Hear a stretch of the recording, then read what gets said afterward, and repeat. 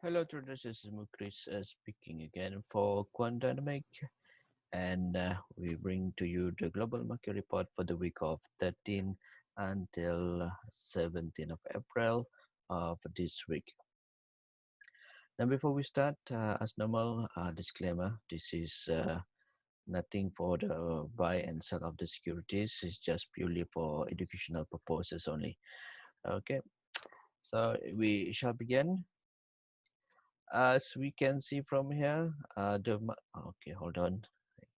So we can see from here, the Dow Jones is now climbing up better than last week, as we can see here apparently from the Nasdaq. Last week, Nasdaq posted negative 9.13%. Now is negative 3.59%. The same goes to the S&P 500, improving from last week, negative 13.65% to 11.3% for this week at the end of Friday close. And the fear and greed index from CNN is also improving from last week 43 to 44. So it's improving, and I think this is more towards of the current development over the weekend, prior to the weekend, where President Trump is planning to reopen the businesses and economy in the United States. Now let's have a look at S&P 500 now. S&P 500, as we can see here, is again gaining some momentum, and it's advancing the prices over time from day to day. And yesterday on Friday, it closed a little bit higher than than the previous week. The same goes to the Nasdaq as well.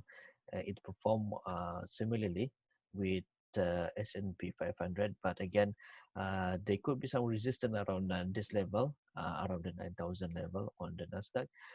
But we have to see what is the price action for next week to determine where the market direction will be. For the past nearly 2 weeks, from the the price breaking the initial resistance here, prices keep on advancing forward to the north, and it even cleared some resistance here by gapping up. Now we go to the commodities market. The the natural ga- the sorry the crude oil market. The crude oil market is showing another decline uh, throughout the week, and then it posted below $18 somehow here on Thursday, and then on Friday it closing at $18 12 cents, and again there might be some support coming up for crude oil around the 1670, 1650, 1630 area. If the next support breach, the oil may go towards the $10 mark. But again, um, we have to see what is price action will give us for next week. And the same goes to natural gas, but the natural gas it's somehow trading within the range of this area, of this level. It may try to attempt to break the $2, but very doubtful at the moment because the natural gas market is also under pressure, just similar to the crude oil market. And on the gold, we can see that on gold there's some selling climax around this area, and then it pushed down the market, the gold market, and closing at 1,694. But we can see that there could be some support around this level, whereby this is previously a resistance level and has been broken um, uh, end of last week. and now going into testing the support at the moment.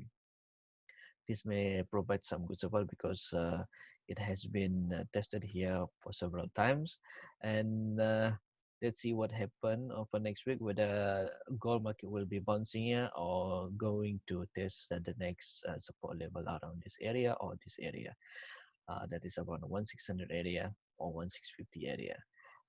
At the moment, it seems that the support level around this 1700 area may provide some good support for gold to make another move upward.